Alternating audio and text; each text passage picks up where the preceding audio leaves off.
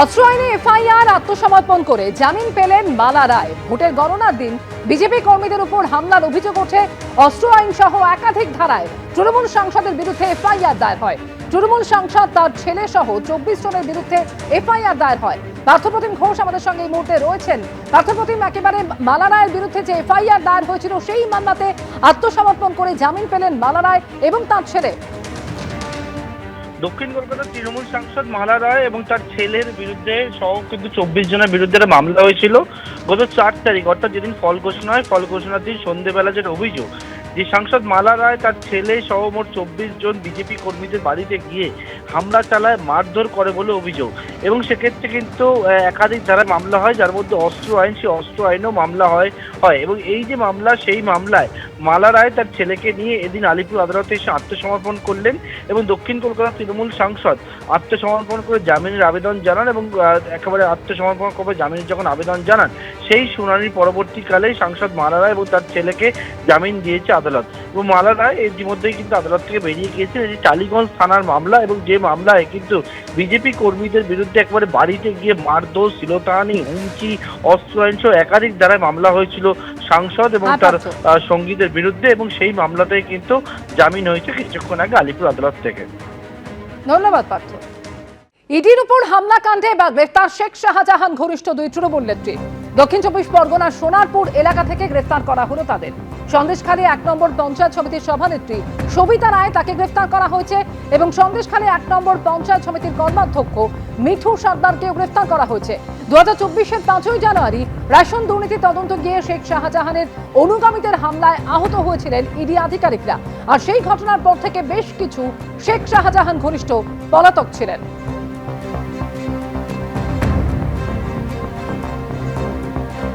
সেই ঘটনাতে এই দুজনকে এবার গ্রেফতার করা হলো।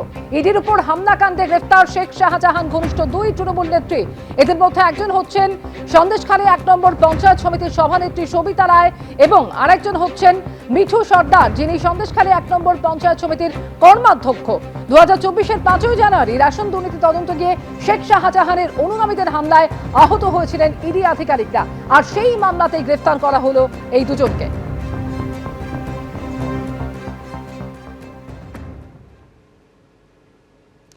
অন্যদিকে বাক্সার কাছে তাণ্ডব কাণ্ডে বাড়ল গ্রেফতারির সংখ্যা। আরো 4 জনকে গ্রেফতার করল পুলিশ। এই নিয়ে ধৃতের সংখ্যা বেড়ে দাঁড়ালো 50। গত সোমবার বাক্সার কাছে গিয়ে কড়া পদক্ষেপের কথা বলেছিলেন মুখ্যমন্ত্রী শুভেন্দু অধিকারী। তাণ্ডব কাণ্ডে এই নিয়ে গ্রেফতারির সংখ্যা বাড়লো, আরো 4 জনকে গ্রেফতার করল পুলিশ। ধৃতের সংখ্যা বেড়ে দাঁড়ালো 50।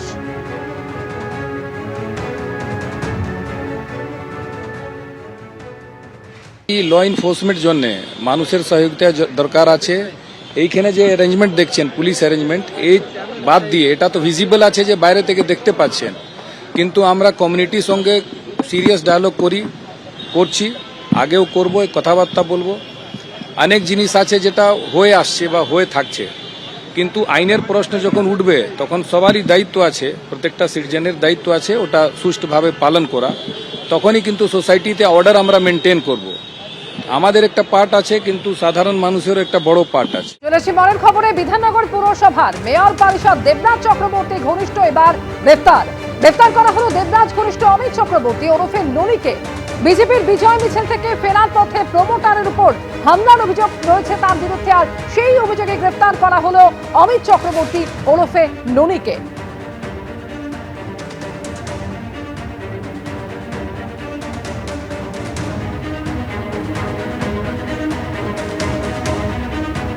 দু 2024-এর 15ই ডিসেম্বর তাকে মারধরের অভিযোগে গ্রেফতার হয়েছিলেন অমিত চক্রবর্তী ওরফে ননি, দাবি প্রমোটার কিশোর হালদারের।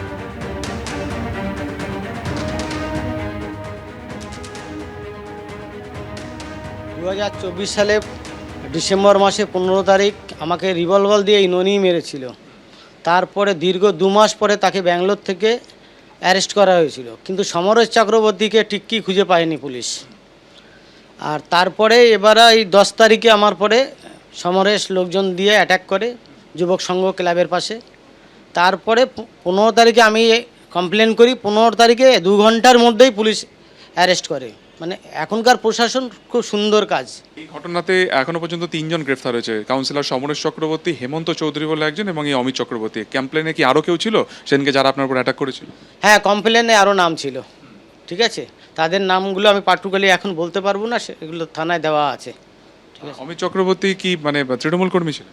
তৃণমূল কর্মী ছিলেন এবং ওনার ভিডিও আছে, আমার সাইডে এসে ধাক্কা মারা, তোলাবাজির কথা বলা, টাকা দাও, এই দাও, ওই দাও, দাদা পাঠিয়েছে, মানে সমরেশ চক্রবর্তী পাঠিয়েছে, সে ভিডিও আছে আমার কাছে। 10 তারিখে যখন আপনার উপর অ্যাটাক হয়, এও কি তখন ছিল আপনার সঙ্গে? এও তখন ছিল। মুখ্যমন্ত্রী হিসেবে শপথ নেওয়ার 11 দিনের মাথায় প্রথমবার উত্তরবঙ্গ সফরে মুখ্যমন্ত্রী শুভেন্দু অধিকারী শিলিগুড়িতে উত্তরকোনা। আজকে প্রশাসনিক বৈঠক তার, আর এর আগে বাগডোগরায় নেমে শিলিগুড়ি সাংগঠনিক জেলা বিজেপি কার্যালয়ে যান তিনি।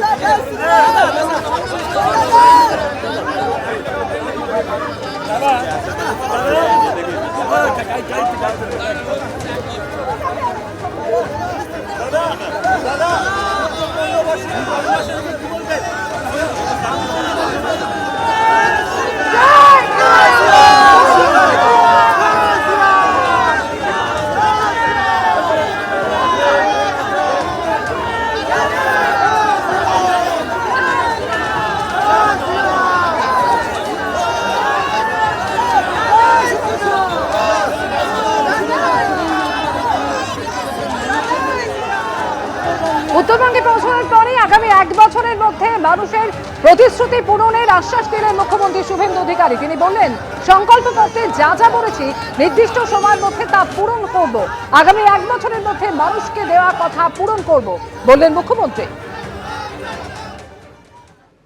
আগামী 1 তারিখ জুন থেকেও কিছু ফল পাবেন ক্রমান্বয়ে।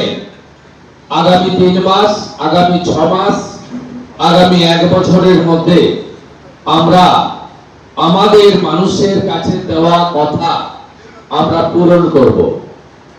সাথে সাথে সরকারের সঙ্গে দলের সমন্বয়, এবং দল আমাদের প্রতীক দিয়েছে, দল আমাদের নির্বাচিত করেছে, অসংখ্য কর্মী তারা আমাদের জন্য পরিশ্রম করেছেন, মিথ্যা মামলা খেয়েছেন, জেলে কাটিয়েছেন, অনেক লাঞ্ছনা, অনেক বঞ্চনা, অনেক অত্যাচার সহ্য করেছেন।